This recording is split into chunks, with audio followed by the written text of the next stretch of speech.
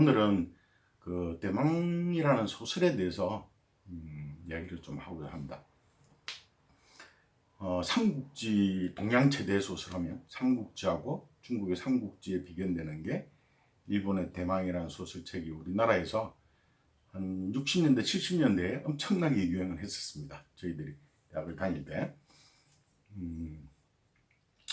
박정희 군사정권의 참모 역할을 했던 김종필 국무총리까지 했었죠. 지금은 고인이 되셨는데 그 사람이 어떤 말을 했었냐면 대망 소설을 3번 이상 읽은 사람하고 친구를 하지 말라고 할 정도로 그 소설 속에서 나오는 그 이야기들이 그만큼 인간의 내면이나 약육강실의 현실 이런 것들을 너무나 적나라하게 묘사를 잘 하고 있었기 때문에 그런 말을 했지 않나 싶습니다. 어쨌든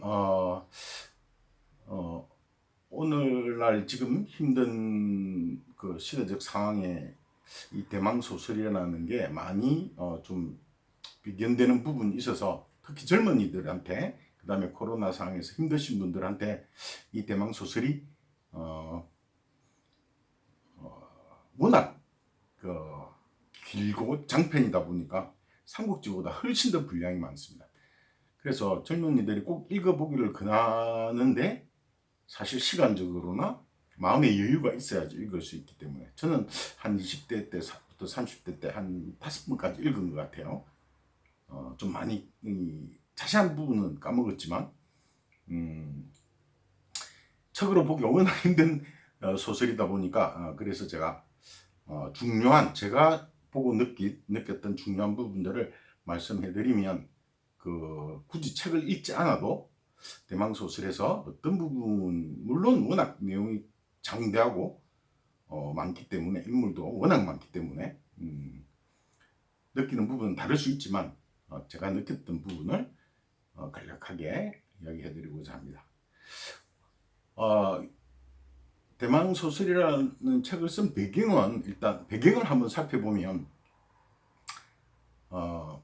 그 작가가 일본 작가가 일본이 2차 대전에 패망하고 나서 선술집이나 이렇게 생활상을 보고 미군이 와서 행포를 부리는 장면들 그 다음에 먹고 살 길이 없어서 그 암울했던 서민들의 삶 일본이 이 패망 이후에 처절한 그 서민들의 고통, 삶, 특히 여자들 같은 경우에는 또 그렇죠. 네.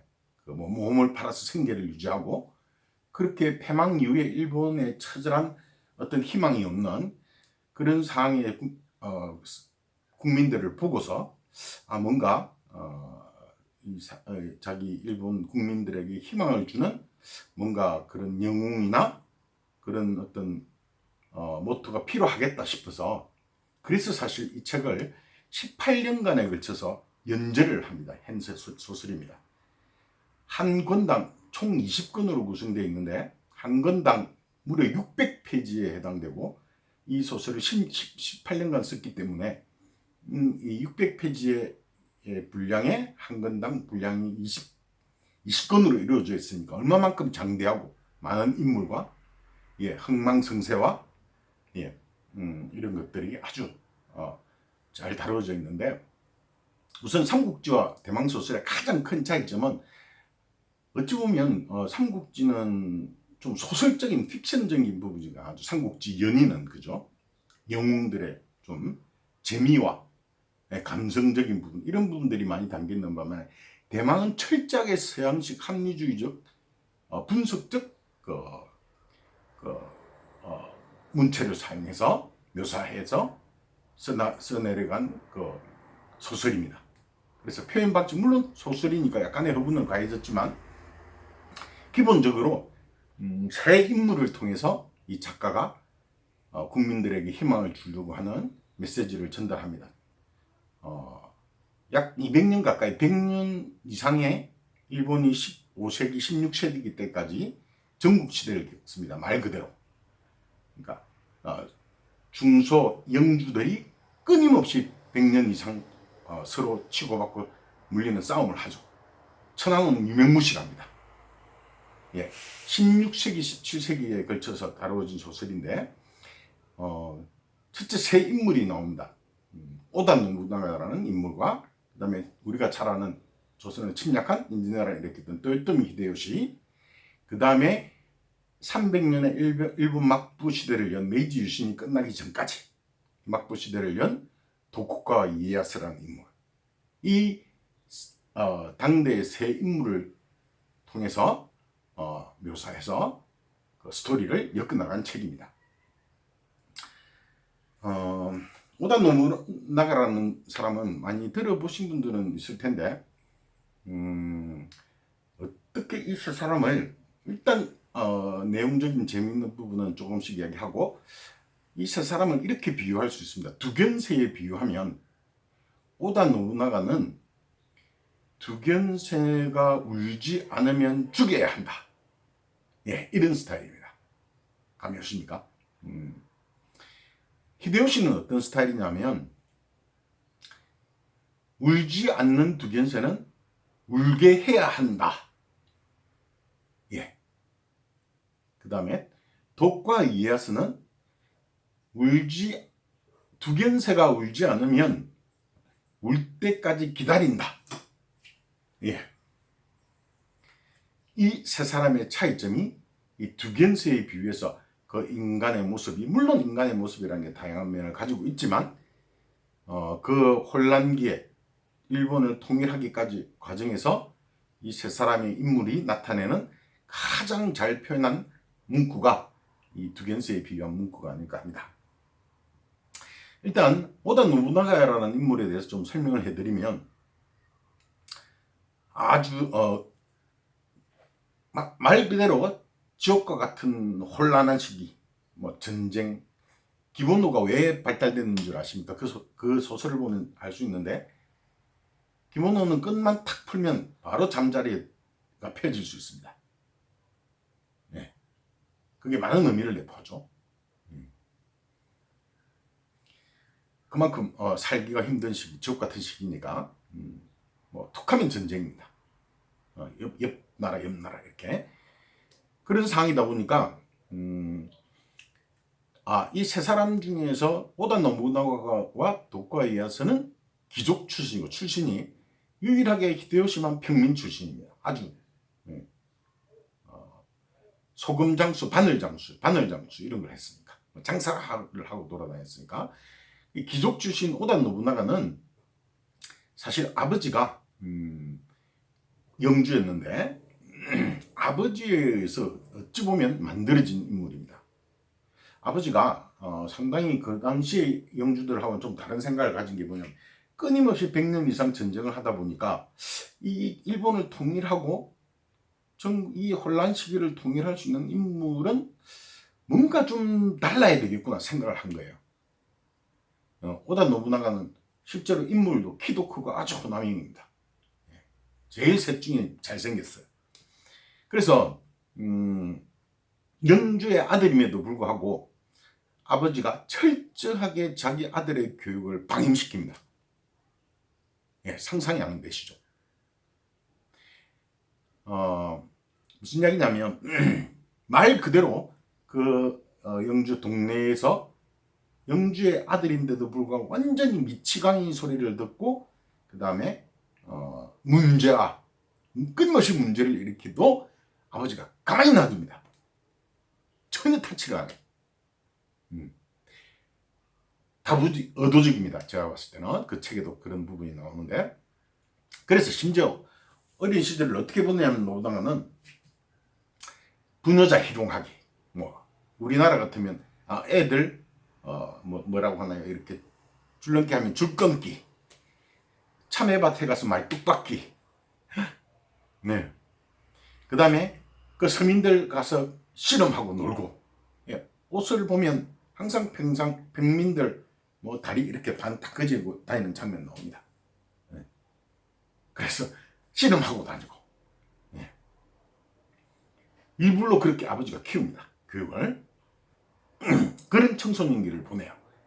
자, 영주의 아들이면서 완전히 방임돼서 서민들 속에서 썩혀서, 기질도 노부나가가 그런 기질이 있겠지만 자기 하고 싶은 거 이런 거 다 해봅니다. 자, 과연 어떨까요? 노부나가의 천재성, 창의성은 사실 전략적으로 세 사람 중에서는 가장 뛰어난 사람인데, 새로운 걸 뭘 만들어서 한 사람은 오다 노부나가입니다. 예. 노부나가가 그런 청년 시절을 보내니까, 그러니까 구애를 안 받는 거죠. 학문적, 신분적, 사상적, 뭐 인간적 이런 데 구애를 안 받습니다. 예. 자기 뭐 가신들 해도 신경 안 씁니다. 자기 아버지 심지어 노부나가가 좀 성장하는 시점에 노부나가가 아버지가 조금 일찍 돌아가십니다. 죽는데, 심지어 어떤 장면이나 아버지 장례식에 가족들이 다 모이고 이제 가신들이 다 모여서 이제 상주가 있어야 되는데 상주가 안 온 거예요. 며칠째. 그래서 역시 언제 우리는 끝났다.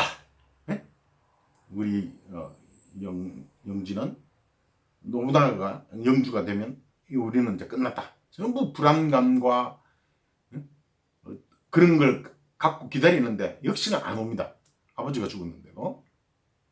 그때 노부나가는 어떤 생각을 하고 있었냐면, 노부나가가 사실은 그런 아주 뭐 어떤 것에 얽매이지 않는 신분이다 보니까, 생각을 할 수 있다 보니까, 그 당시에는 전쟁을 할 때 전부 칼로 하죠. 예, 칼로 하는데, 그리고 이제 말은 전차입니다. 말이 아주 강력한 힘을 가지고 있고, 그래서 노부나가는 심지어 그 놀면서 시간과 어떤 것에 구애 안 받다 보니까 창의적인 걸 생각해냅니다. 최초의 장창부대, 그러니까 기존의 창부대가 창이 뭐 길이가 한 1m 50적 2m에 있으면, 노부나가는 4m 5m짜리 창을 공항해내는 거예요. 실제 대나무를 가지고 그렇게 한번 활용을 해봅니다. 그런 새로운 것들을 찾아내낼 수 있는 거죠. 그리고 그 당시에 조총이 유럽에서 막 들어오기 시작했는데, 기마부대가 그 전력의 보병과 기마병이 핵심인 그 기존의 전술에서 획기적인 전쟁에서의 획기적인 전술을 개발해내는 게 조총부대를 만드는 최초로 만들어냅니다. 전력화시킵니다. 예. 노부나가니까 할 수 있었던 거예요. 그런 생각들을. 근데 여러분도 잘 아시겠지만 지금 총처럼 조총은 한 발 쏘면 장전하는데 시간이 많이 걸리죠. 그래서 그걸 전력화시키기가 쉽지 않은 거예요. 말이 와서 밟아버리고 이래버리면 다 죽어버리니까. 근데 어떤 식으로 해내느냐, 아주 창의적입니다. 그러니까 1열, 2열, 3열 이렇게 만듭니다. 조총부대를. 1열 부대가 싸고 그 다음에 기마부대를 격퇴시키면 다음 부대가 쏩니다. 그동안에 1열 부대가 장전합니다. 그 다음에 2열 부대가 싸고 나면 다음 3열. 그러니까 연사가 가능하도록 만드는 걸 고안해냅니다. 그래서 전쟁 판도가, 노부나가가 실제 딱 영주가 되고 전쟁을 할 때는 그런 전술 덕분에, 획기적인 전술 덕분에, 물론 싸울 때 방식도 좀 다릅니다. 제가 좀 얘기해드리겠지만, 어쨌든 그 두 가지 핵심적인 것들을 전투에 도입해서 연전연성해서 통일의 기반을 만들어낸 인물이 노부나가인데, 아까 서두로 돌아가서 아버지 장례식에 가서 노부나가가 그때는 그렇게 합니다. 죄를 확 뿌려버립니다. 상주다로 가신들이 깜짝 놀라죠. 노부나가는 어떤 생각을 가지고 몇 년만 아버지가 더 살아주기를 바랬던 거예요. 자기가 준비가 덜 됐다고 생각한 거예요. 예. 근데 어쩔 수 없죠. 지금 아버지 돌아가서 자기가 이제 딱 영주로서 가야 되니까, 끌고 가야 되니까, 자기 부족들을. 그래서 됩니다. 네. 이제 노부나가가 어릴 때 그런 자유로운 환경 때문에 어떤 것에도 구애받지 않기 때문에 창의적인 인물이었다. 아주 독창적인 인물입니다. 그리고 성격도 그러니까 전혀 일반적이지 않게 키운 거예요, 아버지가. 예를 들어서 이랬습니다. 노부나가 결혼을 할 때도 부인을 굉장히 잘 만나는데, 이제 정략 결혼을 하는데 테스트를 합니다. 미친 척해요. 첫날 밤에도 같이 안 잡니다. 네. 하던 대로 합니다. 영주가 됐어, 처음에는. 그 이제 시집 올 때 얼마나 걱정했겠어요. 근데 그 부인이 대단한 게, 딱 보고, 노부나가가 바보여서 그렇게 하는 게 아니라는 걸 알아챕니다. 심지어 두 사람 너무 궁합이 잘 맞아서 나중에 죽을 때까지, 노부나가 죽을 때까지도 굉장히 좋은 관계를 유지하는데, 어느 정도냐면 부인도, 그러니까 노부나가가 어떤 스타일인지 압니다. A로 가자고 주장하면 B로 갑니다. B로 가자면 A로 갑니다. 남들이 시키는 일은 절대 안 합니다. 뭔가 자기만의 행동을 하는 거예요. 그러니까 예를 들어서 집에 들어올 때도 씩씩대고 화를 내고 들으면 기분이 굉장히 좋은 상태예요. 예. 웃고 들으면 저 무슨 고민이 있고 심각한 일이 있구나. 그게 노부나가 스타일이라는 걸 부인이 알아채고 거기에 맞춰서 아주 슬기롭게 노부나가를 컨트롤해 나가죠. 아주 독창적이고 아주 기이하고 그 시대가 아버지를 통해서 이런 아주 특이한 인물을 만들어내는데, 그래서 전쟁도 히데요시나 도쿠가스 이에야스처럼 안 합니다. 영주가 돼서 처음으로 큰 전쟁을 치르는데, 첫 전쟁에서 그 당시 가장 큰 영주 중에 한 명이 진격을 해옵니다. 이제 도쿄 해가지고 이제 전국을 집어삼키려고 노부나가 영주를 하면서 쳐들어오는데, 그 당시에 이제 노부나가와 이에야스는 동맹 관계, 사돈 관계를 맺고 있었어요. 예. 이제 골치 아픈 사돈 이에야스 입장에서는, 이에야스가 나이가 좀 어립니다. 노부나가에 비해서. 첫 전쟁에서 어떻게 싸우냐면, 아주 그 진군해 오는데 항복 아니면 항복을 하든지 이제 결정을 해야 돼요. 싸우든지. 근데 진군해 와가지고 마을 이렇게 진군해 오는데 이제 아무 의사표명을 안 하는 거예요. 가신들이 어떻게 해야 되지 조마조마하고 이제 봉건 그 자기 영지에서 막 난리가 난 거죠. 이제 전쟁을 하는 자는. 근데 농가는 신경 안 씁니다. 겉으로. 단 하나만 해요. 어디까지 어디쯤 오고 있는지 계속 몇 시간 간격으로 정찰병을 파견합니다. 그래서 누워 있어도 지금 어디쯤 진격해오고 있구나 알고는 있어요. 그때 히데요시가 이제 그 밑에 있었는데, 첫 전쟁에서 딱 어느 몇십 킬로 정도 전방에 왔는데 갑자기 날씨가 비천둥 번개가, 날씨가 그 전부터 좀 안 좋았어요. 그래서 그 영지 근처에 접근해 오다가 그 대군이 그 영주에 한 5천 명 정도가 그 이제 물론 뭐 한 몇만의 대군이 몰려왔으니까 5만 10만의 대군이 몰려오니까 이제 야행을 하는데, 그 분지 안에 비가 오니까 분지 안에 그 한 5천 명 정도가 야행을 하는데 막 천둥이 치고 번개가 낮이 밤처럼 이렇게 된 상황이 됐어요. 노부나가가 그때만 기다리고 있은 거예요. 그러니까 저쪽에서도 이쪽 상황을 파악하니까 뭐 전쟁을 안 할 걸로 생각하고 있었던 거예요. 노부나가가 아무 준비를 안 하고 있으니까. 저쪽에서도 마음 놓고 그냥 여행 삼아 유람 삼아 오고 있다가, 그 당시 제일 강력한 그 영주였는데, 딱 거기 여행한다는 정보를 입수하자마자 노부나가가 딱 그때 칼차고 바로 혼자 진격합니다. 달려갑니다. 몇십 킬로. 그러니까 출격이다 딱 하면서 그 당시에 대기하고 있던 가신들하고 장수들이 이제 깜짝 놀라죠. 노부나가가 말 타고 딱 나가니까 이제 신발길 신고 칼 차고 막 난리가 난 거죠. 이제 영주가 출전한다, 싸우기로 했다. 그래서 그 한 명 한 명씩 그 가신들부터 밑에 부하 장수들까지 전부 쫓아갑니다. 호떡지 불났듯이. 그래가지고 그 야행을 하고 있는 분지 속에 안에서 야행을 하고 있는 그게 다다르게 갈 때쯤이야 이제 겨우 뭐 자기 군사 급하게 모았으니까 많지는 않겠죠. 뭐 1000명도 채 안 됐던 것 같아요. 그 정도의 군사 500인가 1000 정도의 군사를 가지고 천둥치고 전혀 전쟁할 거라고 예상도 못했기 때문에 밥해 먹는다고 있던 분지 속에 있던 5000명 속에 있던 영주하고 있던 부대를 기습합니다. 마른 하늘에 날벼락이죠. 천둥치고 비 오니까 안 보이는 거예요. 몇 명이 몰려오는지 상상을 못합니다. 그래서 그 안에서 5000명을 그대로 죽여버립니다. 그 영주. 진격해오던 영주까지 과감하죠. 기상천외하죠. 노부나가라는 인물은 그런 인물입니다. 그래서 새로운 전술, 말 그대로 속전속결, 과단성 있게 항복 아니면 죽음입니다. 노부나가 파괴를 통해서만 새로운 걸 건설할 수 있다 생각하는 거예요. 마음에 안 들면 피도 눈물도 안 보고 다 죽여버립니다.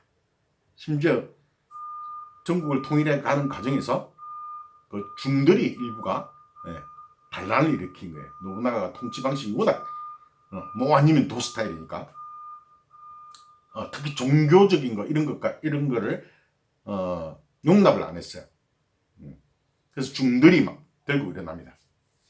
그래서 노부나가 어떻게 하냐면 보통 사람들은 상상을 못하는데 부대를 끌고 가서 하도 애를 먹이니까 항복도 안 하고 게릴라 전술 쓰고 노부나가가 생각 딱 산을 불을 질러서 그 산에 있는 중들 절을 싹 다 불태워 죽입니다. 일본이 깜짝 놀라죠. 노부나가가 얼마나 공포스러운 인물이었어요. 그렇게 해서 전술적인 과단성, 독창성, 전쟁에서 조총부대를 만들고 그래서 완전히 그 일본 그 영지들을 천하통일해 나가기 시작합니다. 예, 한 70~80% 거의 이제 가장 누구도 대적할 수 없는 주변의 일부만 정벌하면 될 정도로 정복을 해 나갔는데 그때 사건이 생깁니다. 미스이드라는 가신이 있는데 어떤 스타일이냐면 아주 정확하고 꼼꼼하고 소심한 스타일이에요. 밀처리는 대신에 빈틈없이 하는 거죠.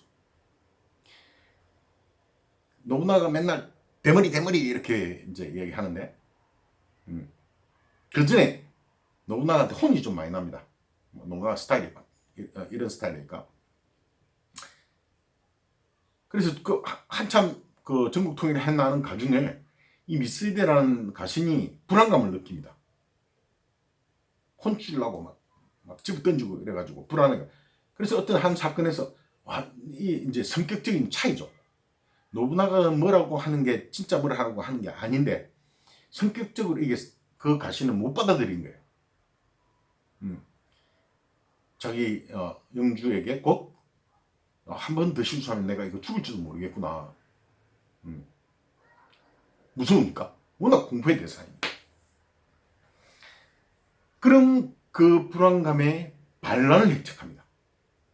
어찌 보면 노부나가 같은 스타일이 이제 처음에 통일해 나가는 과정에서는 아주 힘을 발휘하고 뭐 아니면 또 징기스칸 유럽 점령할 때도 그랬죠.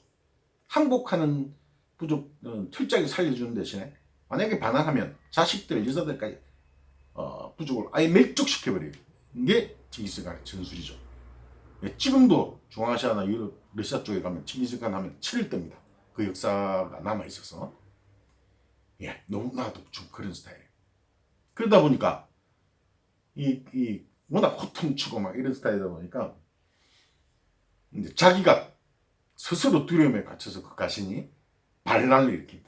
혼노사의 반란이라고 유명합니다. 절에. 노부나가는 상상도 못한 거죠. 이제 곧 어디만 하면 이제 일본 천하를 통일하고 있지. 그날만 기다리고 있는데 워낙 꼼꼼한 스타일이다 보니까 소심하고 이런 스타일이다 보니까 또 준비도 철저하게 해요.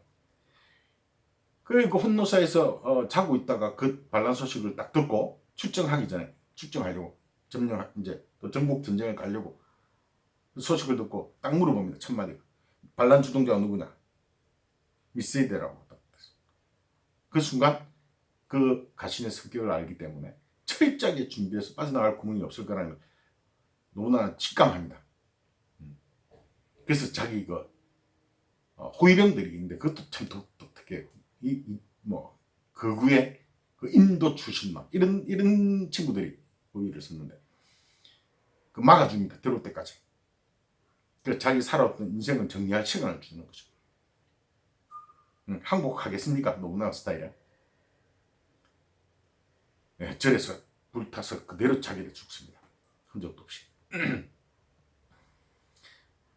이제 갑자기 반란이 일어나서 영주를 죽이다 보니까 이제 이 반란에 익힌 가신 미스데와 히데가 이제 추측이 되겠죠. 이 혼란스러운 상황이 된 거예요. 그 당시에 히데요시의 신분이 뭐였었냐면 어떤 장군의 반열, 그래도 작은 영지를 가지고 있는 어떤 장군의 반열에는 올라 있었어요. 그렇게 노부나가는 일본 그 통일의 초석만 닦아놓고 그렇게 생을 마감합니다.